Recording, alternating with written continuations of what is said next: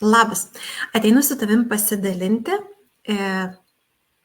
veido odos priežiūros tipsiukais, kuris sudaro patį didžiausią mūsų veido odos priežiūros pagrindą. Tai tonikas ir esencija. Dažnai pradedant konsultuoti moteris, išsiaiškinus poreikį, jų veido odos priežiūroje nėra šių produktų arba jos turi ir nenaudoja. Tad noriu pasidalinti su tavimi, kokie yra skirtumai nuo toniko ir esencijos. Jei dar tu nenaudoji, tai tuomet išgirdusi galbūt pasidarysi išvadas ir įsitrauksi į savo veido odos priežiūrą. Veido odos tonikas ir esencija yra abu priežiūros produktai, tačiau jie atlieka skirtingas funkcijas. Veido odos tonikas yra dažniausiai naudojamas po valymo, kad pašalintų prausiklio likučius, kaukytės likučius ir atnaujintų odą.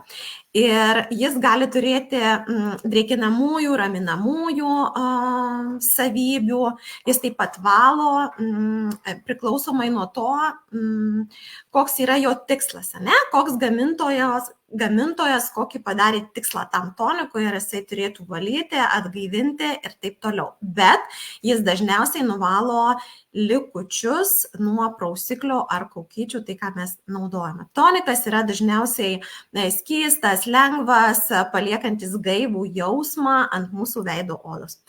Tuo tarpu esencija, tai yra, aš naudoju esenciją ir rekomenduoju savo klientėms. Esencija yra koncentruotos formulės, kurioje yra intensyviai maitinanti ir pagerinanti odos būklę funkciją. Jis veikia stipriau. Dėl stipresnės koncentracijos veikiamųjų savybių jisai turi antioksidantų ir stipriau veikia mūsų veido odos pagrindą. Esencija yra daugiau koncentruota ir gali būti šiek tiek stipresnė nei tonikas. Todėl vėlgi, pradedant naudoti toniką, kartais gali būti, kad mūsų oda tiesiog jaus kažkokį tai dirgiklį, bet po trupučiuką, po lengva įvedus tokį produktą, mūsų oda pradės žydėti, jau pradės jaustis visai kitaip. Taigi šie abu produktai, šie abu žingsniai, tiek tonikas, tiek prausiklis yra naudojami mūsų veido odos rutinoje. Tonikas nuvalo likučius, atgaivina odą, o esencija pasirūpina stipriau, kad visą tai, ką mes naudosime į savo veido odą, daugiau pritraukia ir nuneša į dermą visas veikliąsias medžiagas. Tikiuosi, buvau naudinga. Jei taip, tai būsiu dėkinga tau už tavo komentarą ar širdelę, o galbūt bus vaikams ir naudinga ir galėsi pasidalinti. Būsiu tau labai labai dėkinga.